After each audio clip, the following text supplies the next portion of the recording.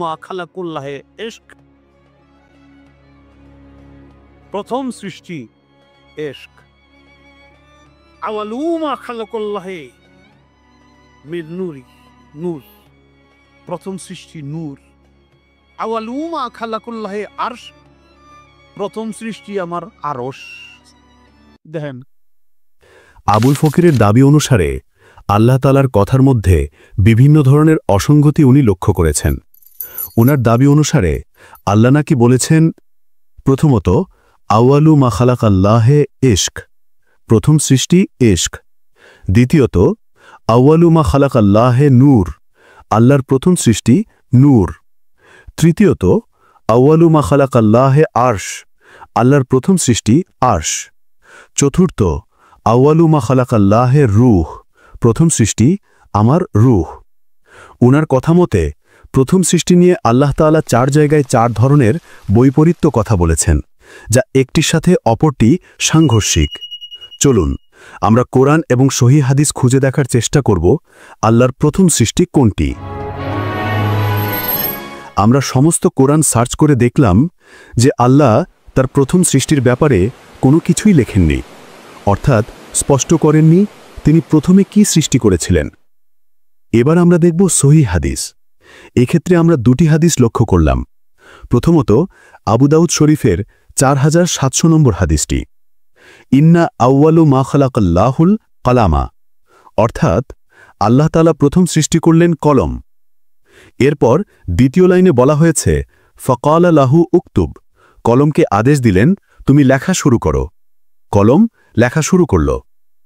এই হাদিসে একদম স্পষ্ট করা হয়েছে যে আল্লাহর প্রথম সৃষ্টি হল কলম। কোথাও বলা হয়নি আরশ, রূহ বা নূর। তাহলে আবুল মিয়া কোথায় পেলেন এই সকল মন্তব্য? নিজের মন্তব্য হাদিস বলে চালিয়ে দেন মূর্খ লোকের সামনে, তাই না? মানুষকে এভাবে আর উল্লু বানাতে পারবেন না। এখন চলছে আর্টিফিশিয়াল ইন্টেলিজেন্সের যুগ। মানুষ ইচ্ছে করলেই মুহূর্তের ভিতর যে কোনো ফেক চেক করে নিতে পারে এআই এর সাহায্যে। আপনার মতো পাগল ছাগল এই সমাজে আর স্থান পাবে না। বুখারী শরীফের 7418 নম্বর হাদিসে বলা হয়েছে, আল্লাহ ছিলেন, তার সাথে আর কিছুই ছিল না, এবং তার আরশ ছিল পানির ওপর। এই হাদিসে কোথাও প্রথম সৃষ্টি আরশ এ ব্যাপারে কিছুই বলা হয় নাই, বরং এই হাদিসটা বিগ ব্যাংয়ের পূর্বের অবস্থা কেমন ছিল তা নির্দেশ করে। সে সময় কোনো টাইম ডাইলেশন ছিল না। কিছু মানুষ প্রচার করে আল্লাহ প্রথমে নূরে মোহাম্মদ সৃষ্টি করেছেন। এই বর্ণনাটি দুর্বল বা মাউজু বা জাল। তাহলে ইমাম আল সাখাউই, ইমাম ইবনে বাজ, আলবানী, ইবনে তাইমিয়া, ইবনে হাজার সবাই একমত এই হাদিস সহি নয়, বরং একটি বানোয়াট হাদিস। এবার দেখব আমরা সাহাবা ও তাবেঈনদের বক্তব্য।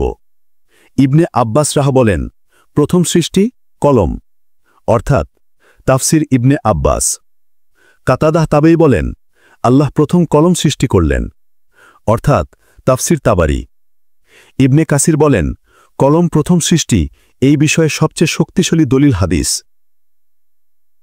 এবার আসি আবুল ফকিরের দ্বিতীয় বক্তব্যে। তিনি বলেছেন, আদম আলাইহিসসালামকে আল্লাহ কেন ক্ষমা করে জান্নাতে ফেরত পাঠালেন না? তিনি তওবা করেছিলেন, তাহলে পৃথিবীতে কেন পাঠানো হলো? আমরা যদি কোনো অন্যায় করি, গ্রামের লোক কি আমাদেরকে বের করে দেবে? ক্ষমা চাইলে? না, তা কখনো দিবে না। তাহলে আল্লাহ কেন আদম আলাইহিসসালামকে বের করে দিলেন? চলুন কোরআন হাদিস থেকে এই প্রশ্নের উত্তর খুঁজে আসি। আদম আলাইহিসসালামের জান্নাত স্থায়ী জান্নাত ছিল না, ছিল পরীক্ষার বাগান। ইবনে কাসির, ইবনে তাইমিয়া বলেন, আদম আলাইহিসসালাম যে জান্নাতে ছিলেন তা ছিল বসবাসের চিরস্থায়ী জান্নাত নয়, বরং একটি বিশেষ বাগান বা গার্ডেন, একটি পরীক্ষা মাঠ বা ট্রেনিং প্লেস। এটি জান্নাতুল খুলুদ নয়, বরং জান্না মিন জিনান, অর্থাৎ গার্ডেন ফ্রম গার্ডেন্স। উদ্দেশ্য ছিল পরীক্ষা নেওয়া, জীবনব্যাপী থাকার জন্য নয়। পৃথিবীতে পাঠানো আদম আলাইহিসসালামের শাস্তি ছিল না, বরং পরিকল্পনা ছিল। আল কোরআনে আল্লাহ পাক বলেন, ইন্নী জাআইলুন ফিল আরদি খলিফা, আমি পৃথিবীতে একজন প্রতিনিধিকে অর্থাৎ খলিফাকে স্থাপন করতে যাচ্ছি। অর্থাৎ আদম আলাইহিসসালামকে পৃথিবীতে পাঠানোর সিদ্ধান্ত ছিল আল্লাহর পূর্ব নির্ধারিত পরিকল্পনা।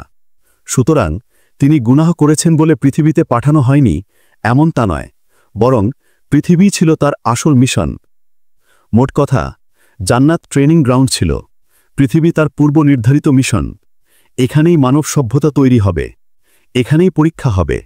জান্নাত হবে পরীক্ষার পর পুরস্কার। সর্বোপরি তার তওবা গুনাহ মাফ করলেও মিশন পরিবর্তন হয়নি। আজ এখানেই শেষ। দেখা হবে পরবর্তী ভিডিওতে। আল্লাহ হাফেজ।